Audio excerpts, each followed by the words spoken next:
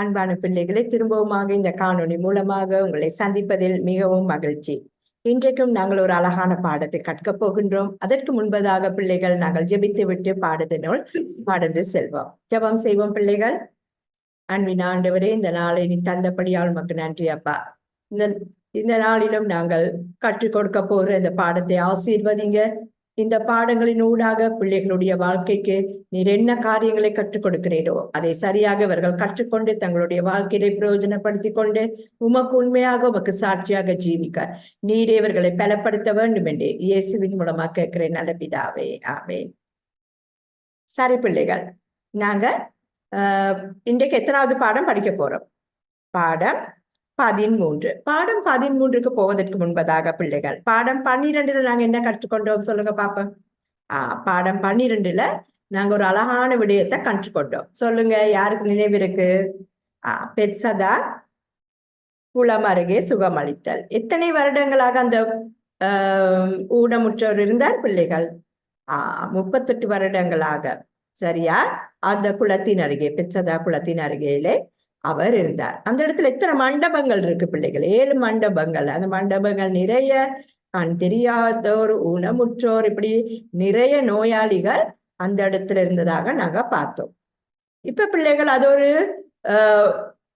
யூதருடைய ஒரு பண்டிகை நாள், ஓய்வு நாள். இயேசு என்ன செய்யறாரு பிள்ளைகள்? அந்த இடத்துல வந்து அதாவது அந்த 38 வருடமாக அந்த இடத்துல இருந்த அந்த நோயாளியை பார்த்து அவர் மேல் மனம் இறங்கி, நீ நலம் பெற விரும்புகிறாயா என்று கேட்டு, ஏன்னா 38 வருடங்களாக பிள்ளைகள் அவர் மிகவும் கஷ்டப்படுறார். அவருக்கு தண்ணீர் தேவ தூதர் வந்து கலக்கிற நேரத்தில் அவருக்கு போய்கொள்ள முடியல. சரியா? அப்ப அப்படி தேவை உள்ள ஒரு மனிதனுக்கு ஆண்டவர் என்ன செய்யறாரு? சுகம் அளித்ததாக நாங்க பார்த்தோம். இயேசு பிள்ளைகள் இந்த உலகத்துல வாழ்ற நேரத்துல மனிதர்களுக்கு என்னென்ன தேவைகள் இருக்கிறதோ, மனிதர் தன்னுடைய வாழ்க்கையிலிருந்து எதிலிருந்து விடுபெற வேண்டுமோ அவற்றை ஒவ்வொன்றையும் அறிந்து பிள்ளைகள் மனிதனோடு மனிதனாக இருந்து ஊழியம் செய்தார். இப்பவும் எங்களோடு பிள்ளைகள் இருந்து கொண்டு எங்களுக்கு என்னென்ன தேவைகள் இருக்கிறதோ, எங்களுடைய காரியங்கள் என்ன என்பதை பிள்ளைகள் அவர் கண்ணோக்கி கொண்டு இருக்கின்றார். என்ன? சரி, இப்ப இந்த பாடம் பிள்ளைகள் நாங்க அது பாடம் 12ல நாங்க பார்த்தோம். இன்றைக்கான பாடம் பிள்ளைகள் பாடம் 13. இந்த பாடம் 13ல நாங்க பார்த்தோம் வேண்டாம். சரியா? பாடத்துக்கு போறதுக்கு முன்பதாக பிள்ளைகள் உங்கள்கிட்ட ஒரு கேள்வி கேட்கிறேன். எத்தனை பேர் உங்களோட வீட்டுல நீங்க பிறந்த நாள் பண்டிகைகள் வைப்பீங்க? சிலர் வைப்பீங்க என்ன? இப்ப அந்த நேரத்துல பிள்ளைகள் உங்களுக்கு ஒரு தெரியாத நபர் யாராவது வந்து உங்கள்கிட்ட உணவு கேட்டா நீங்க என்ன செய்வீங்க? அந்த நேரம் நீங்க உணவெல்லாம் பிள்ளைகள் ரெடி பண்ணி வச்சிருக்கீங்க, நீங்க வந்தவங்களுக்கு இன்னும் கொடுக்கல, என்ன செய்வீங்க? நீங்க உணவு கொடுப்பீங்களா? இல்லாட்டி என்ன செய்வீங்க? சிலர் கொடுப்பீங்க, சிலர் நினைப்பீங்க, ஐயோ இப்ப நாங்க எங்களோட வீட்டுல எல்லாரும் வந்திருக்காங்களே, விருந்தினர் எல்லாரும் வந்திருக்காங்க, முதலாவது நாங்க அவங்களுக்கு கொடுக்கணுமே அப்படின்னு நாங்க யோசிக்கலாம். சில நேரம் நீங்க சொல்லுங்க, நீங்க போயிட்டு நாளைக்கு வாங்கன்னு சொல்லி அனுப்பலாம். என்ன பிள்ளைகள்? தெரியாத ஒருத்தர் வார நேரத்துல நாங்க அந்த விதமான காரியங்களை நாங்க செய்வோம். ஏன்னா எங்களோட விருந்துக்குள்ள நாங்க அவங்களை ஏற்றுக்கொள்றதுக்கு கொஞ்சம் தயங்குவோம். ஏற்றுக்கொள்ள விருப்பப்படுவோமா? விருப்பப்பட மாட்டோம். இப்படி பிள்ளைகள் இப்படியான ஒரு சந்தர்ப்பத்துல இயேசு விருந்துண்ண போற நேரத்துல சரியா ஒரு சம்பவம் நடக்கின்றது. சரியா? அவர்கள் அங்க இருந்தவங்க இன்வைட் பண்ணாம, அதாவது அவரை வரவழைக்காம வந்த ஒரு நபரை இயேசு எவ்வாறு அவர்களை ஏற்றுக்கொண்டு அவர்களுடைய மன விருப்பத்தை எவ்வாறு நிறைவேற்றினார்ன்றத இன்றைக்கு நாங்க பார்க்க போறோம். சரியா? இயேசுவுக்கு நறுமணம் தைலம் பூசுதல்.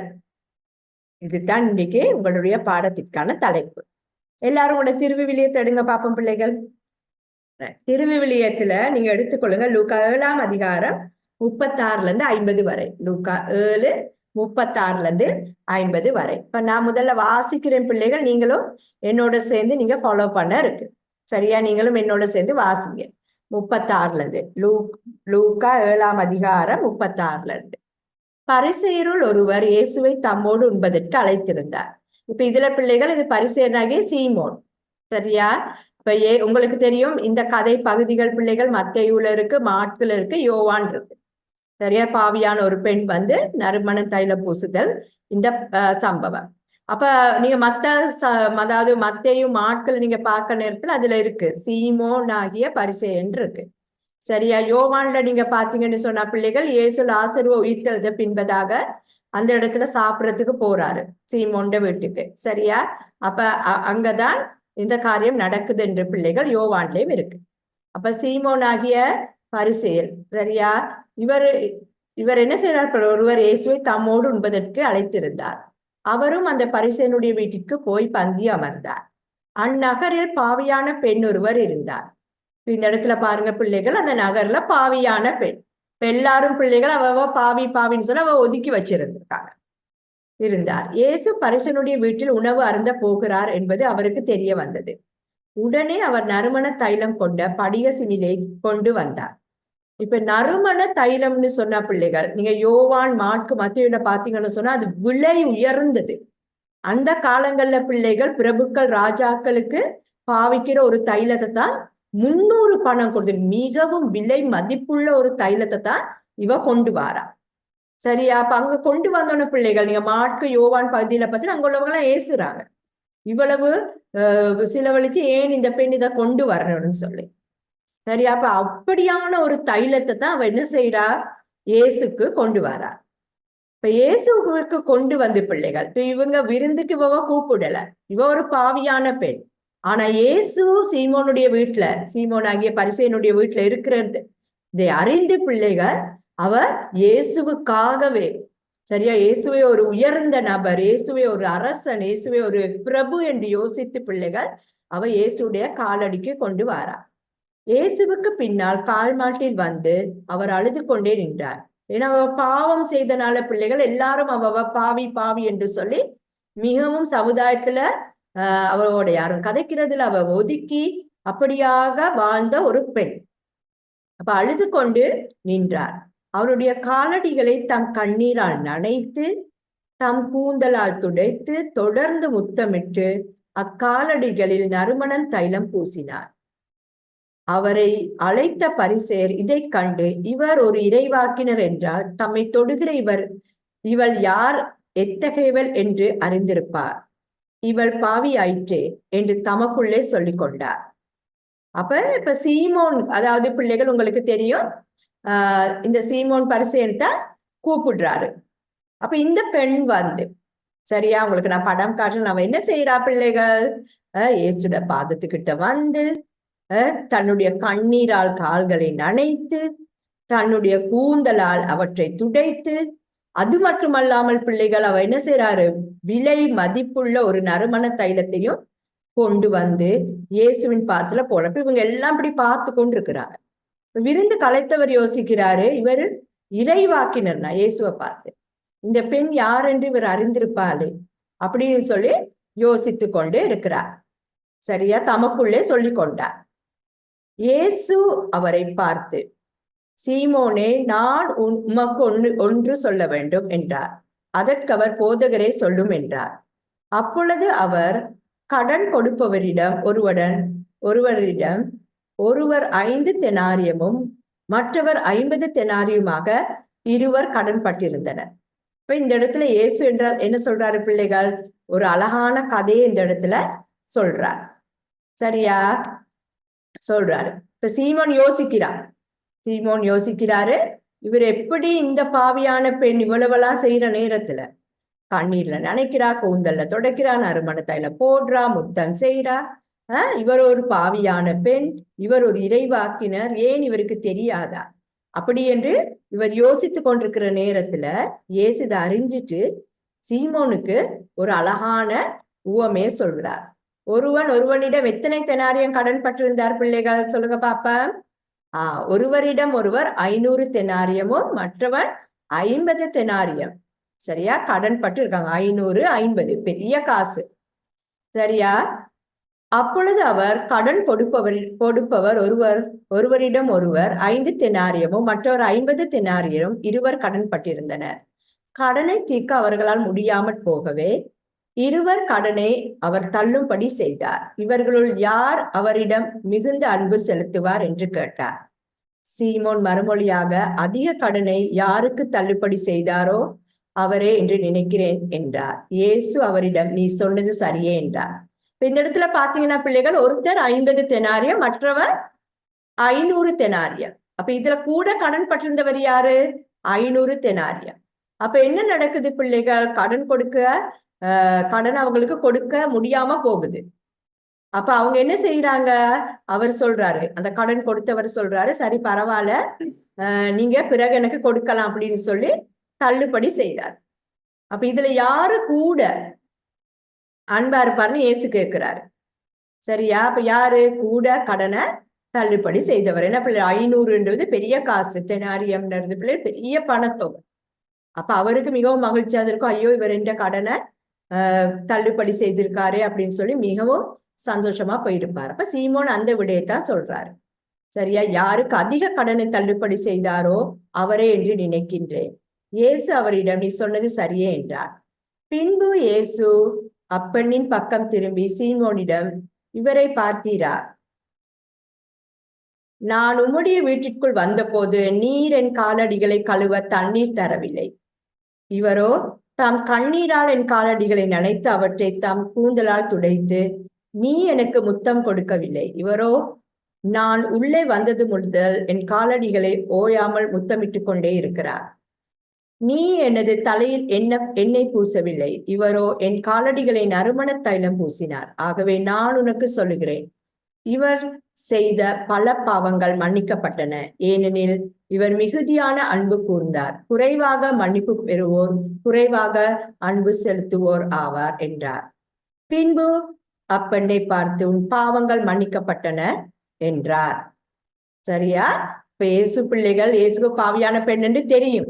ஆனா அந்த பெண் இயேசுவிடம் வந்து கண்ணீர், அவர் செய்த பாவங்கள் அந்த நேரத்துல மன்னிப்பு கேட்டுக்கலாம் பிள்ளைகள், கடவுளிடத்துல அமைதியா கண்ணீரால் நிறைத்து இயேசுவின் காலடிகளை கழுவி, சரியா, அதை முத்தம் செய்து, அது மட்டுமல்லாமல் மிகவும் விலையுயர்ந்த ஒரு தைலத்தை கொண்டு வந்து இயேசுட காலில் பூசி, சரியா, அதிக அன்பு செலுத்தினபடினால் இயேசு சொல்றாரு, உன் பாவங்கள் மன்னிக்கப்பட்டன.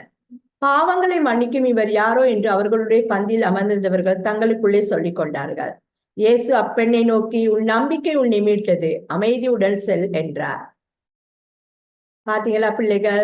இப்படித்தான் இயேசு வந்து பிள்ளைகள், இயேசுவினுடைய ஊழியம் வந்து பிள்ளைகள் மிகவும் ஒரு அற்புதமான ஊழியம். சீமோன் அந்த இடத்துல உள்ளவங்க எல்லாருமே, பரிசேயர் எல்லாருமே இது என்ன நடக்குது என்று யோசிச்சிருக்கலாம். ஆனா இயேசு வந்து பிள்ளைகள் தன்னிடத்திற்கு அன்பாய் வந்த அந்த பெண்ணை பார்த்து, அவர் பாவியான பெண், அந்த பாவத்திலிருந்து அவருக்கு விடுதலை கொடுத்து அவள் மேல் அன்பு கூர்ந்து, அவள் எதற்காக வந்தாலும் அந்த இடத்துல அந்த காரியத்தை அவர் நிறைவேற்றி அவருக்கு மன்னிப்பு கொடுத்து அனுப்புறதை நாங்க பாக்குறோம். ஏன்னா பிள்ளைகள், சமுதாயத்துல அவ ஒரு பாவியான பெண் என்று சொல்லி அவளை ஒதுக்கி வச்சிருந்தாங்க. இயேசு அதை அறிந்து பிள்ளைகள் அந்த பாவத்திலிருந்து அவருக்கு விடுதலை கொடுக்கிறார். பாத்தீங்களா? இயேசு பிள்ளைகள் எப்பொழுதுமே தன்னிடத்திற்கு யார் வருகிறாரோ அவருடைய தேவை என்ன என்பதை சரியாக அறிந்து அதிலிருந்து விடுதலை கொடுக்க வல்லவராக இருக்கின்றார். மனிதர்கள் எங்களை எதுவும் சொல்லலாம் பிள்ளைகள். இப்ப நீங்க உங்களோட வகுப்புல நீங்க படிக்கிற நேரங்கள்ல சில நேரத்துல உங்களை சொல்லலாம், இவருக்கு இது செய்ய முடியாது, அது செய்ய முடியாது, இவர் இப்படிப்பட்டவர் அப்படிப்பட்டவர் என்று சொல்லி பிள்ளைகள் எங்களை வகை பிரித்து பார்க்கலாம். ஆனால் நாங்கள் இயேசுவினுடைய பார்வையில் பிள்ளைகள் எல்லாருமே ஒரே மாதிரியான பிள்ளைகள் என்பதை நாங்க மறந்து போகக்கூடாது. சரியா? நாங்க இயேசுட பாதத்திற்கு வரும் பொழுது அவர் எங்களை அன்பாக ஏற்றுக்கொண்டு நாங்கள் அவரை முழுமையாக அன்பு செய்யும் பொழுது பிள்ளைகள் அவர் எங்களோடு அன்பாயிருந்து எங்களுக்கு விடுதலை தர வல்லவராக இருக்கின்றார். அதே போல பிள்ளைகள், நீங்களும் சில நேரம் உங்களோட வகுப்புல நாங்க வகை பார்க்கலாம், இவங்க இப்படிப்பட்டவங்க, இவங்க ஏழை, பணக்காரர், படித்தவர்கள், படிக்காதவர்கள், செய்ய முடிந்தவர்கள், செய்ய முடியாதவர்கள், அப்படி என்று பிள்ளைகள் நாங்க வகை பார்த்து கொண்டு இருக்கலாம். இயேசு எங்களிடம் அதை விரும்பவில்லை. நாங்க யாருக்குமே லேபிள் போட முடியாது பிள்ளைகள். ஏனென்றால் நாங்கள் கடவுளால் படைக்கப்பட்டவர்கள்.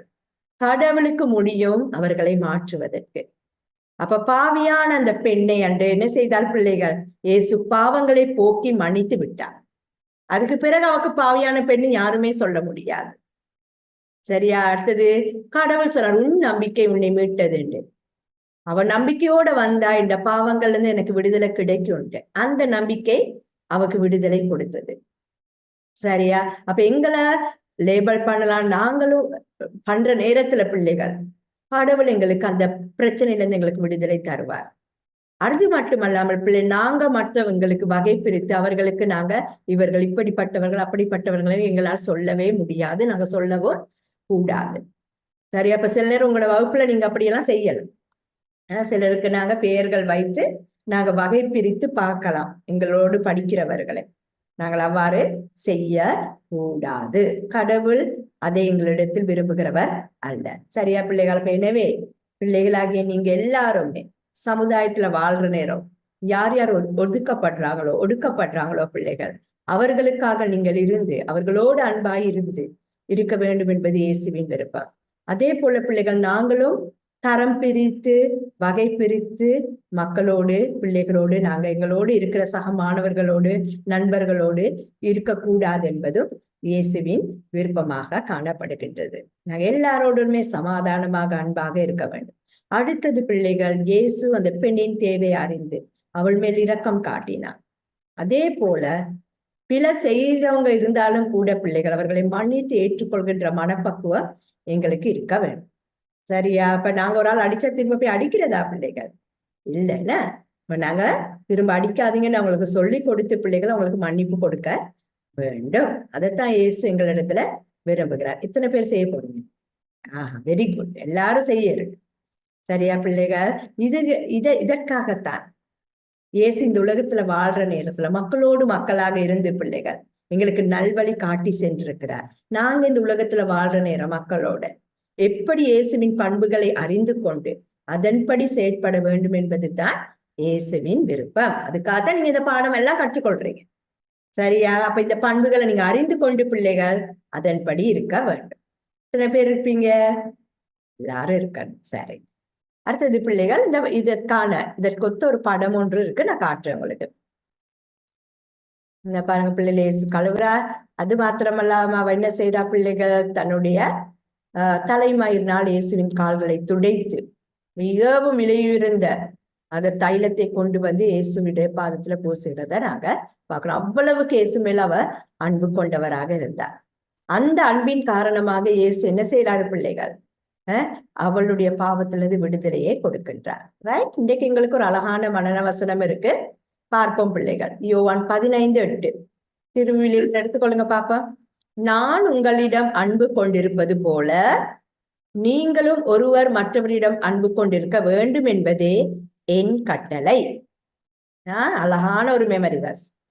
யோவான் 15:8 நான் உங்களிடம், யாரு பிள்ளைகள்? நான் இயேசு எங்களிடம் அன்பு கொண்டிருப்பது போல நீங்களும் ஒருவர் மற்றவரிடம், நாங்களும் மற்றவர்களிடம் என்ன செய்யறது பிள்ளைகள்? அன்பு கொண்டிருக்க வேண்டும் என்பதே கட்டளையாக காணப்படுகின்றது. எல்லாரும் மற்றவங்க மேல அன்பா இருப்பீங்களா? அன்பா இருக்குன்னா பிள்ளைகள், கோபம் வந்தாலும் கோபத்தை கொஞ்சம் அமைதியாக இருந்து அதன் பின்பதாக அன்பு செய்ய வேண்டும் என்பது கடவுளுடைய விருப்பமாக இருக்கின்றது. சரி பிள்ளைகள், இந்த பாடம் உங்களுக்கு விளங்கி இருக்கும் நன்றாக. நாங்க எல்லாருமே இயேசு எவ்வாறு தன்னிடத்தில் வந்த ஒருவரையும் புறம்பே தள்ளாது அவர்களை அரவணைத்து அவர்களுக்கு விடுதலை கொடுத்தது போல பிள்ளைகளாக நீங்களும் இயேசுவிடம் வரும் பொழுது அவர் உங்களுக்கும் விடுதலை கொடுத்து நீங்களும் மற்றவர்களிடம் அன்பாய் இருக்க வேண்டும் என்பது இயேசுவின் விருப்பம். ஜெபிப்போம் பிள்ளைகள். அன்பின் ஆண்டவரே, இந்த நாளை நீ தந்தபடியால் நன்றி அப்பா.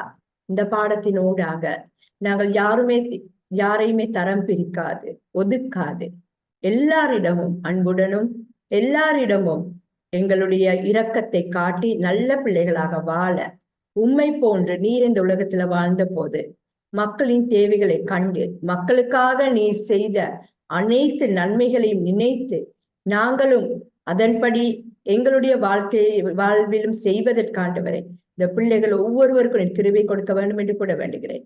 இதை கேட்டுக்கொண்டிருக்கிற ஒவ்வொரு பிள்ளைகளுடைய மனதிலும் உம்முடைய அன்பை கொடுங்கப்பா, உம்முடைய இரக்கத்தை கொடுங்கப்பா. ஆண்டவரே கர்த்தாவே சுவாமி, பிள்ளைகள் எல்லாரும் உமக்கு உண்மையுள்ள பிள்ளைகளாக எதிர்காலத்தில் உமக்கு சாட்சியுள்ள பிள்ளைகளாக வாழ நீரை ஆசீர்வதிக்க வேண்டும் என்று இயேசுவின் மூலமாக கேட்கிறேன் நல்ல பிதாவே. ஆமென். God bless you children.